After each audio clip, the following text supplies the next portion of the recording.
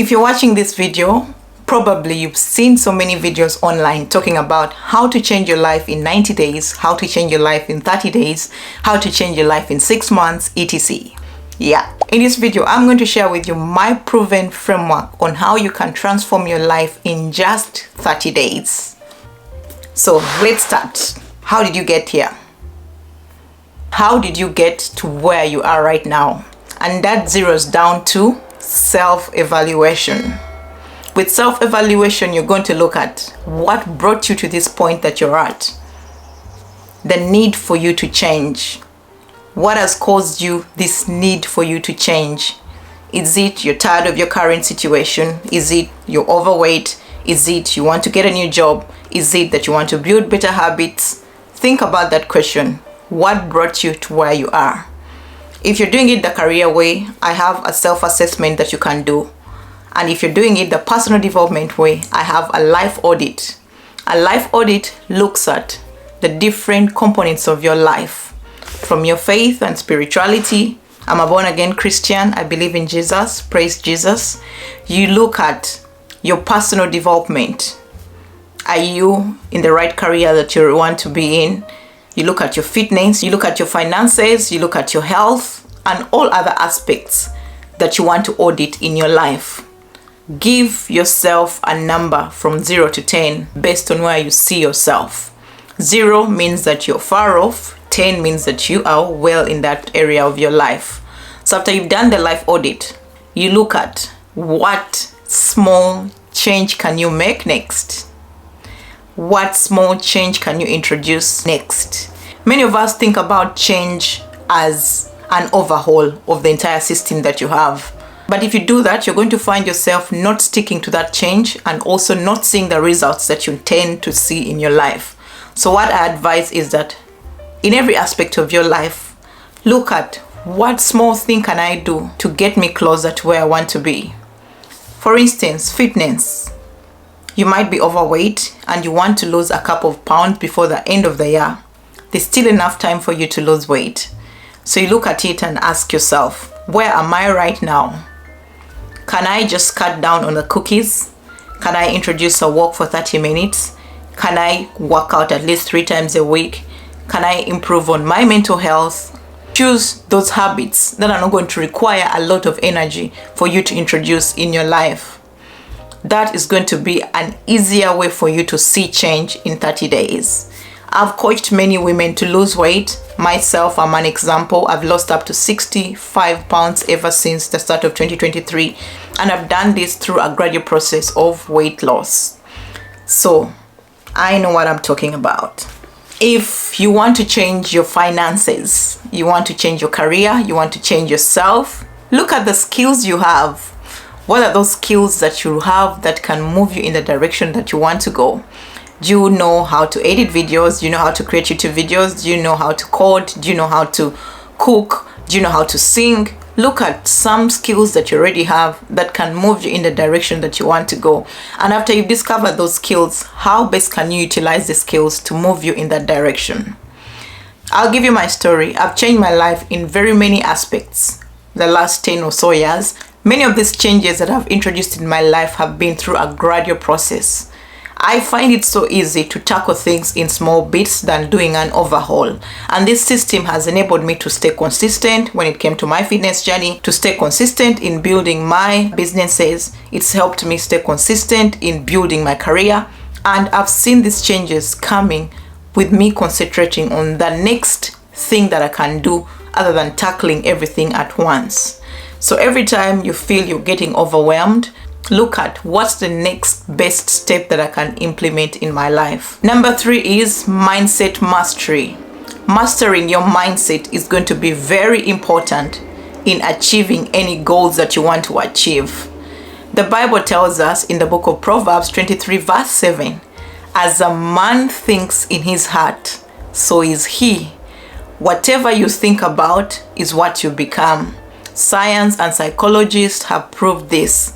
The mind plays a very important role in anything that we do in life. So if you don't master your mindset, if you don't rewire your mindset to see the success that you want to achieve, you are going to self-sabotage. You're not going to achieve any goals that you've set.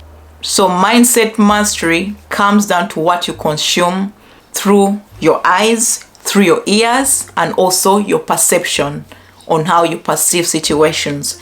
One thing that has helped me master my mindset is learning to read books. I'm an avid reader. I read at least 100 books every year. But I've learned that when I read books, I find books about the topics that I want to master. I find books about things that I want to tackle. I find books about success of the people who I want to be like. And those books usually have lessons. Those books usually have nuggets that you can pick and help you on your journey. The other thing that has helped my mindset is reading the Word of God. I'm an avid reader of my Bible, and the Bible has so many scriptures that talk about how you can change your mindset. In the book of Philippians, it says, whatever is holy, whatever is pure, whatever is noble, those are the things that you need to be thinking about. Also in the book of Joshua, it says, this book of the law shall not leave your mouth. You shall meditate on this day and night. And as you meditate on this word of God, what will happen? You will prosper. So any prosperity that you're going to get or any change that you're going to create in your life requires you to have a mindset that sees you as a person who has achieved those goals. When you want to lose weight, you have to look at yourself as a person who has already achieved that weight loss goal that you have. And most of the times the questions you need to ask yourself are, what would a person who is 30 kilograms lighter do? And do that. If it's eating cookies and you're conflicted, should I eat the cookie? Shouldn't I eat the cookie? You ask yourself, what would a fit person do? A fit person would eat the cookie, but in moderation. A fit person would eat their vegetables. A fit person would move their body, etc. So as you learn to master your mind, you're going to see that you're going to achieve your goals. The other thing when it comes to mastering your mind comes down to questioning. I love to question myself. Questioning myself in the sense that I ask myself questions like, what would I do if I made $1 million? Then I look at that life that I would live when I make $1 million, and I try to get those small things and incorporate them in my life. That way, I'm rewiring myself. By the time I make that $1 million, I will be living that life that I envisioned a person who earns 1 million to make. So mindset is a very important component when it comes to achieving any goals you want to achieve, any change that you want to see in your life. So if you master your mind, you'll be unstoppable. Number 4 is habit assessment. You have to assess the habits of your life. To change your life requires you change your habits. And if you can't assess your habits, you won't be able to know what habits are moving you in the direction that you want to go and what habits are taking you back from where you want to see yourself. Much of the self-sabotage we see comes from not being able to take charge of your habits. Habit assessment comes down to understanding your good habits, which are the habits leading you in the direction that you want to go, and the bad habits, which are self-sabotaging you from achieving that changed person that you want to be.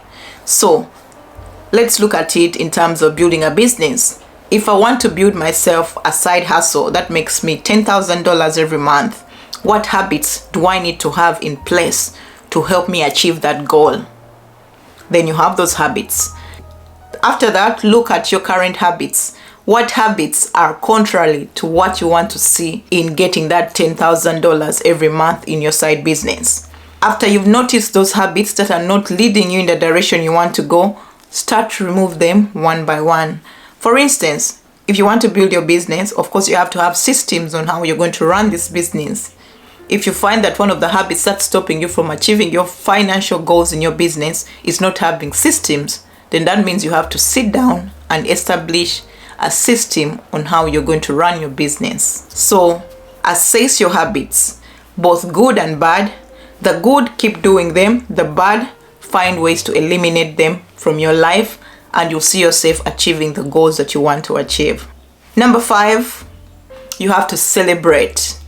Celebrate your achievements. Many of us downplay the things we achieve when you want to see change. You might be losing weight, but you're not celebrating that weight loss. You might be making consistent sales in your business, but you're not celebrating those consistent sales that you've received in your business. If you don't learn to celebrate those small wins that you have on your journey of change, you won't be able to celebrate the big change when it happens. Change should be celebrated by celebrating those components that are moving you in the direction that you want to go. Say you said you'd post 2 YouTube videos a week. You posted those videos, celebrate it. Celebration does not mean you have to go out and spend money. It can be just relaxing. It can be baking yourself a cake. It can be dressing up in your nice attire and going out for a walk. Any way that you choose to celebrate, but always give yourself that pat on the back when you achieve a goal that is leading you in the direction that you want to go. I have a habit tracker that I always use to celebrate my achievement. Many of my achievements when I'm implementing change in my life are input based, meaning that I'll say I'll do this thing at this time, and when I've done it, I tick my habit tracker, and I also write in my journal, say on this day I said I'll film 2 YouTube videos, and I've filmed those videos, so I'll tick that. Say on this day I said I'll write emails to my newsletter and my audience, and I've done that. I'll tick that and also celebrate it by giving myself that pat on the back. Anytime that you want to cause change in your life, know that it's you in the driver's seat to cause this change. To cause any change in your life, you have to know why you want to change. What has led you to that point of wanting to change? What has caused you to think that I need to change my life, I need to do something better? Do a post-mortem. Do a situation analysis. What brought you where you are? What brought you to this point that needs you to change? And what are the things that you might not have considered, and those things have brought you here? This should not be a judgmental or self-critic situation when you're analyzing your life, but look at what has led you to where you are. I'll give an example for myself. I got to an extent where I was like, you know what? I have a PhD, I've studied, I've applied for jobs, I'm not getting the jobs I want to get, and I feel I'm frustrated in my career. Then I looked at what brought me to this level of being unemployed despite having a PhD. I had my reasons, and some of my reasons were really hard for me to come by because they were analyzing what had brought me to this extent of not having a job. One of the reasons was I so much believed in the company I was working with that I had an oversight of what would happen in case I lost the job. So that meant I was very comfortable where I was, other than expanding my network when it came to building my career network outside my job that I was doing at that company. So that frustrated me when I ended up being laid off, because I did not have a robust network that I would go to ask for any opportunities. And the people also I knew as a PhD student then, many of them had moved on to different states, different countries, and I could not really reach out to them to ask them, oh, do you guys have opportunities for me to start working at your company? So that was something that I'd done that caused a detriment to my career as a biotechnologist. But again, I also didn't beat myself down because I could not have anticipated that my company would end up being bankrupt and losing all its employees. So from that, I decided to do a self-analysis. I decided to create a way forward. What could I do better if I still wanted to work in the biotechnology sector? At every job that I would work, I would make sure I create a network of people who know my skills, who know what I bring to the table, who can support me other than just relying on a company where I was working. And also after that, I was like, you know what?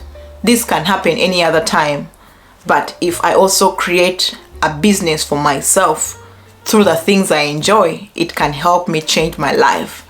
And truth be told, it's been a gradual process of building my business. Right now, my business is making money, and I've learned from that failure and that issue that I cannot solely rely on an employer for my well-being. I can rely on the skills I have to make for me money. Despite that the skills might not require me to go work in a lab or do the biotechnology, but there's so many things I've learned on my career journey that can help me earn a living other than relying on an employer for a job.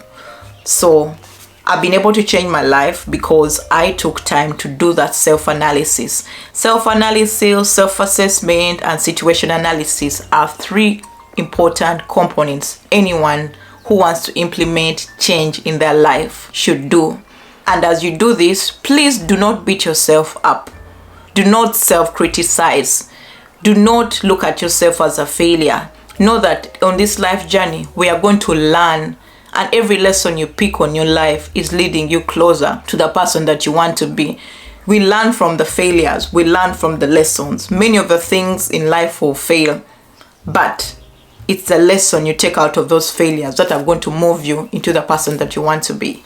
So if you've enjoyed this video, my one-to-one coaching is open. The links on how to sign up are in the description of this episode. Believe me, in as little as 30 days, you can be on the best path of changing your life for the best.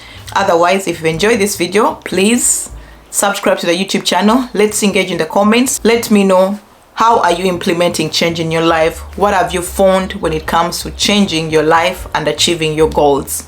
I'll catch you in the next episode, and stay blessed. Bye-bye.